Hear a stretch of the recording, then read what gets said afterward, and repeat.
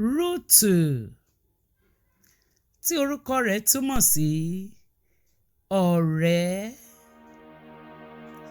Rutu tí ìtàn rẹ̀ sọ nípa àlejò olùfẹ́ tí ó padà di ìran ọba.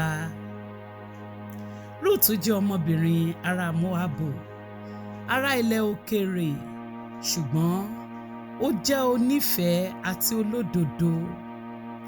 Nígbà tí ọkọ rẹ̀ kú, Naomi ìyá ọkọ rẹ̀ fẹ́ kí ó padà sí ilé rẹ̀, ṣùgbọ́n Rutu ṣe ìpinnu tí ó lágbára láti fi orílẹ̀-èdè rẹ̀ sílẹ̀ kí ó sì máa sin Ọlọ́run Ísírẹ́lì.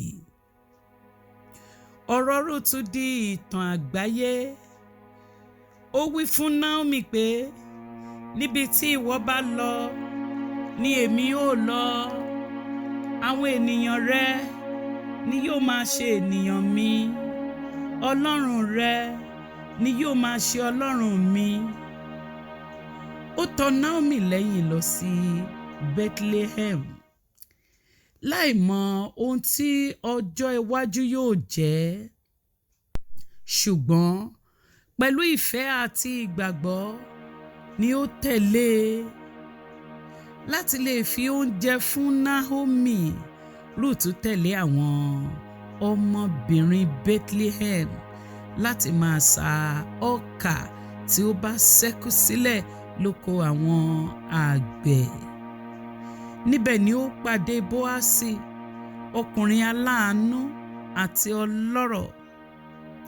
Bóásì rí ìtẹríba rẹ̀, ìgbìyànjú rẹ̀ àti ìbànújẹ́ rẹ̀, ó sì rí ojú rere Bóásì. Nípasẹ̀ ìmọ̀ràn Naomi, Rutu lọ bá Bóásì ní alẹ́ ọjọ́ kan. Ó bẹ̀ ẹ́ pé kí ó gba òun gẹ́gẹ́ bí alágbàṣe. Ìgbésẹ̀ ìgboyà yìí tí ó kún fún ìrẹ̀lẹ̀ àti òtítọ́ mú kí ohun gbogbo yí padà fún Rutu. Bóásì gbà á, ó sì dá a lọ́lá. Bóásì fẹ́ Rutu, wọ́n sì bí ọmọ kan tí orúkọ rẹ̀ ń jẹ́ Obedi. Obedi di bàbá ọba Dáfídì. Rutu ará ilẹ̀ òkèèrè di ìran ìyá ọba ní ìlànà ìbí Mèsáyà Jésù Kristi. Agbára Rutu. Rutu jẹ́ onífẹ̀ẹ́ àti ọlọ́yàyà. Ó jẹ́ alágbára àti òṣìṣẹ́. Ó jẹ́ onígbàgbọ́ àti onígboyà. Ó gbẹ́kẹ̀lé ìdarí Naomi gidigidi. Àìlera Rutu. Ó ń gbé àyíká àwọn tí kò fẹ́ràn ará ilẹ̀ òkèèrè.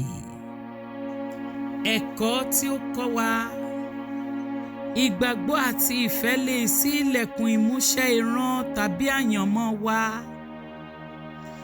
Ibi tí o ti jáde wá kò lè dín ìpinnu Ọlọ́run kù fún ayé rẹ̀. Ìwà rere àti ìrẹ̀lẹ̀ máa ń fa àánú mọ́ra fún ènìyàn. Ẹ jẹ́ kí a gbàdúrà. Bàbá àti Ọlọ́run wa, nípasẹ̀ Jésù Kristi, fún wa ní ìgbàgbọ́ ààyè tó ń borí ogun gbogbo. Fún wa ní ìfẹ́ àti ìwà rere tí ó ń gba èrè fúnni láyé. Kí o sì jẹ́ kí a rí oore-ọ̀fẹ́ rẹ gbà láti bá ọ jọba ní ilé ògo. Àmín.